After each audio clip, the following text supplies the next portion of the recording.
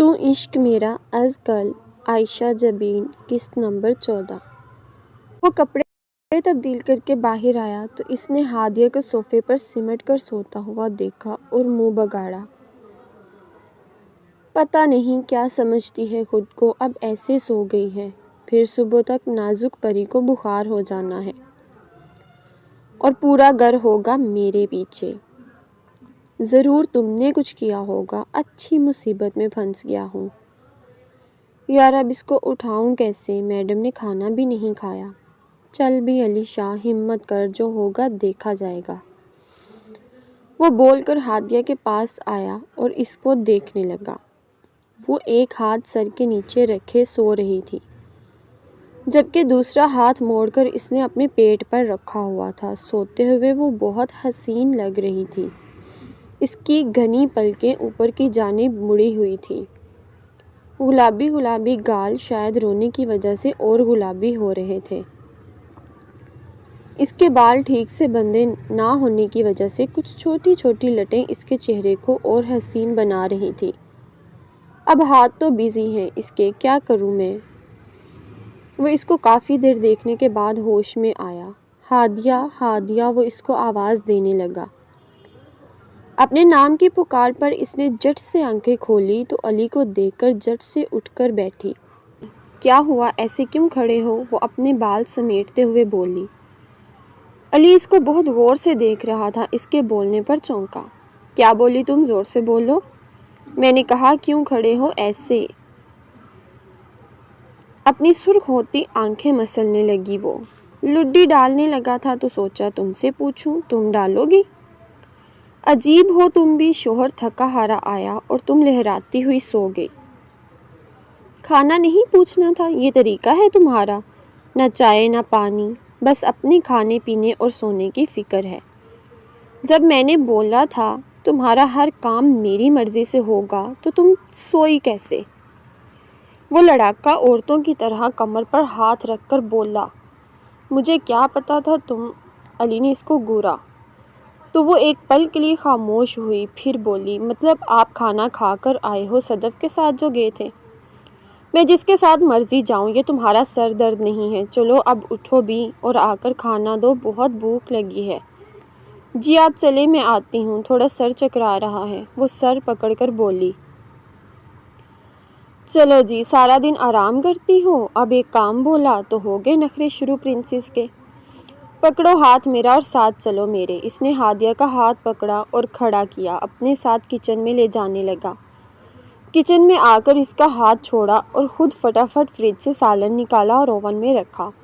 اب کیوں کھڑی ہو؟ ہاٹ پاٹ اٹھاؤ، ادھر لاؤ، وہ پانی اور سلاد رکھتے ہوئے بولا۔ چاول بنے تھے آج، وہ سالن پلیٹ میں نکال کر بولا۔ جی بنے تھے، وہ دھیرے سے بولی۔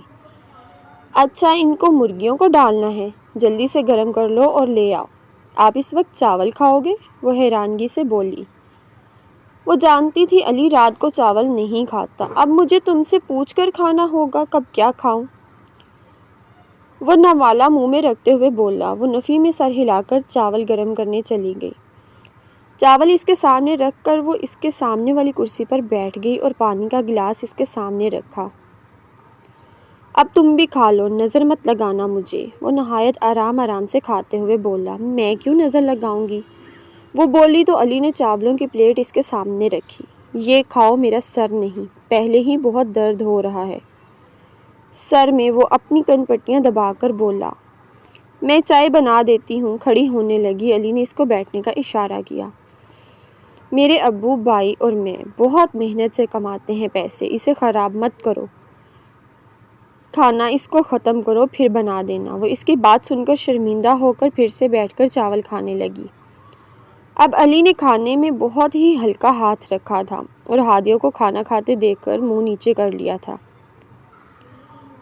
کھانا جلدی سے کھانے کے بعد اس نے کچن سمیٹا اور وہ لوگ اپنے روم میں آ گئے اور علی کے لیے چائے لے کر اس کے سامنے رکھی۔ وہ 2 گھونٹ پی کر علی نے ہادیہ کو آواز دی جو اس کے لیے نجف سے ٹیبلٹ لینے گئی تھی۔ علی کی پکار پر اس کے پاس گئی۔ جی کیا ہوا؟ وہ بولی۔ یہ تم نے چائے بنائی ہے؟ ایسا لگتا ہے کھولتا ہوا پانی پی رہا ہوں۔ نہیں بنانی تھی تو نہ بناتی، اور کہاں گئی تھی اس وقت؟ وہ چڑھ کر بولا۔ میں آپ کے لیے گولی لینے گئی تھی نجف بھائی سے۔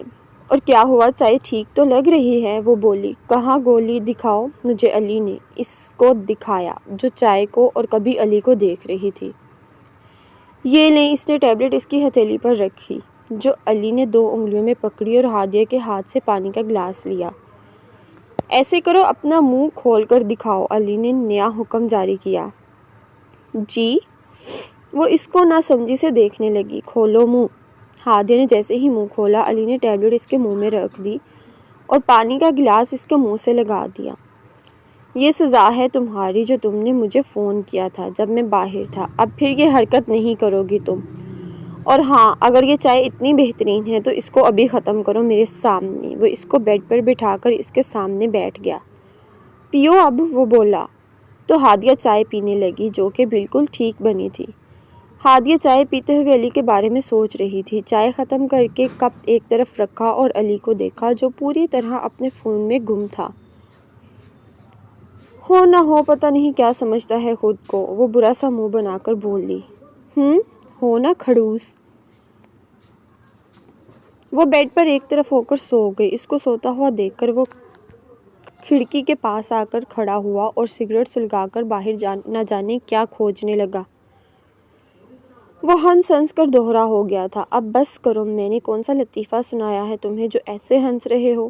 وہ بتایا جو آج ہوا۔ وہ خفاسی بولی۔ اب یہ کسی جوک سے کم تو نہیں؟ وہ بہت مشکل سے اپنی ہنسی روک کر بولا۔ اچھا نا، منہ مت بناؤ، نہیں ہنستا، اب بہت خراب ہو تم۔ ڈرا دیا تم نے مجھے، وہ ٹھنڈی سانس لے کر بولی۔ اچھا میں جا رہا ہوں، اب کل بات کرتے ہیں۔ اوکے۔ وہ جانے کے لیے مڑا۔ مگر تم کیا بات کرنے آئے تھے؟ اور پھر کبھی کرتے ہیں، مگر تم اس شادی کے لیے منع کر دو، وہ مسکرا کر بولا۔ مگر علی میری اوکے گڈ بائے یار۔ اس نے ہادیہ کی بات سنے بغیر بائے بولا اور روم سے نکل گیا۔ اس کا دھیان اپنے فون پر تھا جو ایک تواتر سے بج رہا تھا۔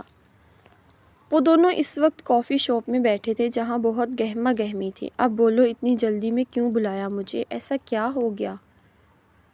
وہ کرسی پر بیٹھے ہوئے اطراف کا جائزہ لیتے ہوئے بولا۔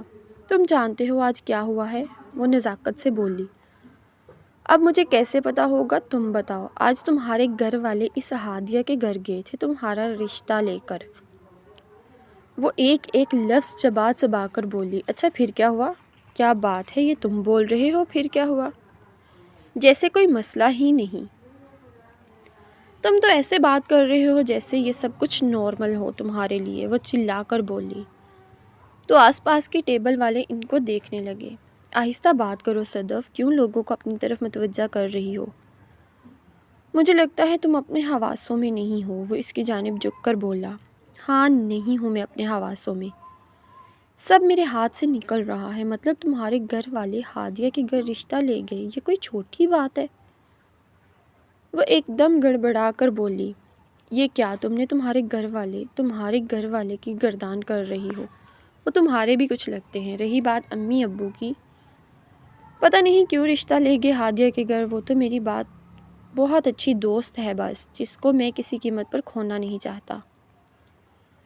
اور اب تمہارے پیارے امی ابو اس کو تمہاری بیوی بنا دیں گے، وہ جل کر بولی۔ نہیں بابا، ایسا کچھ نہیں ہوگا، میں نے ہادیہ کو بولا ہے، وہ منع کر دے گی امی ابو کو اس رشتے کے لیے۔ وہ کافی کا گھونٹ لے کر بولا۔ اور تمہارے خیال میں رک جائے گی اور منع کر دے گی؟ ہاں مجھے پورا یقین ہے وہ منع کر دے گی، وہ اعتماد سے بولا۔ اگر اس نے ایسا نہ کیا تو؟ وہ بولی۔ ہو ہی نہیں سکتا، جو ہادیہ کو بولتا ہوں وہ کرتی ہے، مجھے پورا بھروسہ ہے اس پر اور اپنی دوستی پر۔ میں نے اس کو جس کام سے روکا وہ نہیں کرتی، چاہے کچھ بھی ہو۔ دیکھتے ہیں، صدف نے بولا تو اس کی آنکھوں میں غیر معمولی سی چمک تھی۔ دن تیزی سے گرتے جا رہے تھے۔ اس دن کے بعد علی اور ہادیہ کی اس بارے میں کوئی بات نہیں ہوئی تھی۔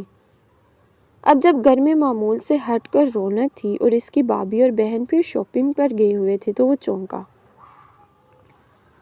آپ لوگوں کو خیر ہے، یہ نجف بھائی اور ارشد بھائی کی کوئی لاٹری لگ گئی ہے جو آپ دونوں کی شاخ خرچی ختم نہیں ہو رہی؟ وہ صوفے پر دراز لیٹا ہوا بولا، نجف اور ارشد بھائی کی لاٹری لگی ہو یا نہیں، تمہاری ضرور لگ گئی ہے۔ شمائلہ سیدھی ہو کر بیٹھی اور علی کو دیکھ کر شرارت سے بولی۔ مریم بھی اس کو دیکھ کر مسکرائی۔ کیا مطلب؟ میں سمجھا نہیں۔ اب اتنے بولے ہو تو نہیں جتنے بن رہے ہو، مریم بولی۔ سچ میں کچھ نہیں جانتا۔ بتاؤ تو ہوا کیا ہے؟ وہ ایک دم سے سیدھا ہو کر بیٹھا اور بولا۔ حد ہے علی، شادی ہے تمہاری اور ہادیہ کی اگلے ہفتے، شمائلہ بولی۔ کیا بولا آپ نے بھابھی؟ وہ ناسمجھی سے بولا۔ میرے پیارے سے معصوم دیور، تمہاری شادی طے ہو گئی ہے ہماری پیاری سی ہادیہ سے۔ آپ کیا سچ بول رہی ہو بھابھی؟ وہ بے یقینی سے بولا۔ سچ ہے بالکل، میں کیوں کروں گی بھلا ایسا مذاق تم سے؟ اس دن امی ابو گئے تھے، آنی اور انکل نے سوچنے کا وقت لیا اور جب انہوں نے ہاں کی تو ساتھ ہی تمہاری شادی کی ڈیٹ فکس کر دی۔